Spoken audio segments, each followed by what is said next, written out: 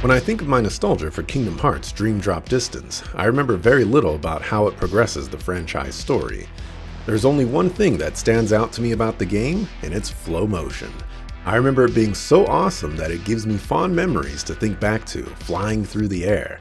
And after rewatching my playthrough, I've decided to place it behind Octopath Traveler 1. Here's why. While playing through the game, there was admittedly some fatigue as the franchise playthrough was getting closer to its end. Luckily, I found that much of it had gone away thanks to the fantastic combat. On numerous occasions, I noted how fun it was to utilize flow motion systems and would just bounce off walls to navigate a zone or attack enemies. It was such a breath of fresh air because the combat was very fast-paced and provided a lot of mobility.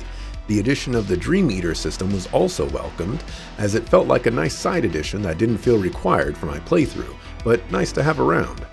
I had a desire to get the coolest party and some of the nice abilities along the way.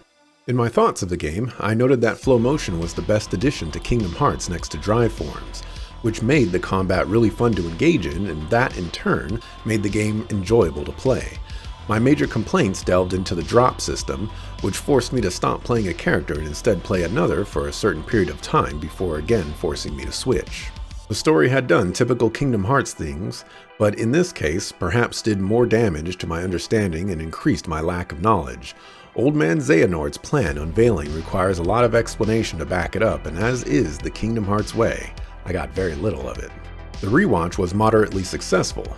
I think Kingdom Hearts Dream Drop Distance has a lot of similarities with Kingdom Hearts 2, in that the gameplay is so strong that it elevates the enjoyment factor quite high despite whatever story stumbles it may have. I thought the flow motion systems to be very cool and my past self loved using it. At the end of the game it showed 999 uses, but I find it hard to believe that it wasn't upwards of double that.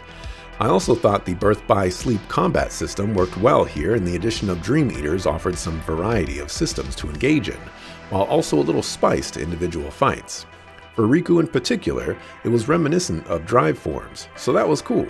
As per usual, the story is where the game gets rocky. The game introduces so many elements that make me want to stop and consider how it's possible, and how they will explain it, despite me knowing they never will. For example, Old Man Xehanort says he sent his heart back in time to visit Terra Xehanort and tell him his grand plan to collect 13 Darknesses for forging the X-Blade. Even the simplified explanation is confusing, because how did Old Man Xehanort send himself back through time? They said he couldn't send his body, so he sent his heart. But how did his heart communicate a complex plan spanning the course of years? How did that same heart form then linger in that time period and eventually envelop Riku? Why does that heart form inside Riku manifest as a Heartless, which calls itself Ansem? If Old Man Xehanort from the future no longer has a body, how does he reappear during the fated hour looking like Old Man Xehanort? How does Old Man Xehanort know what's going on with his plan and how it's developing? He remarks that Sora screwed it up, but how could he correct it when he presumably couldn't know what or when something went wrong? To say I have many more questions would be an understatement, but you can see how my mind works in these scenarios.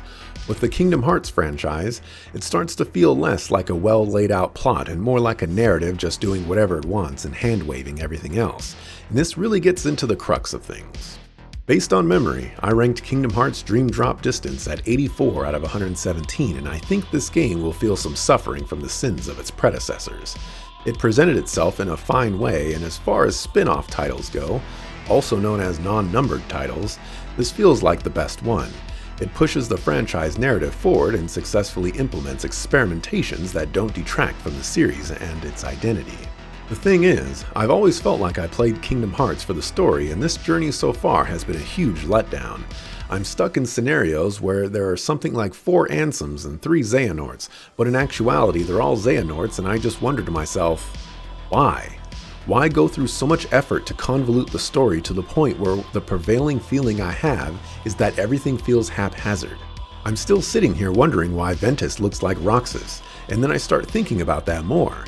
How can Roxas be Sora's nobody when Ventus and Roxas look the same?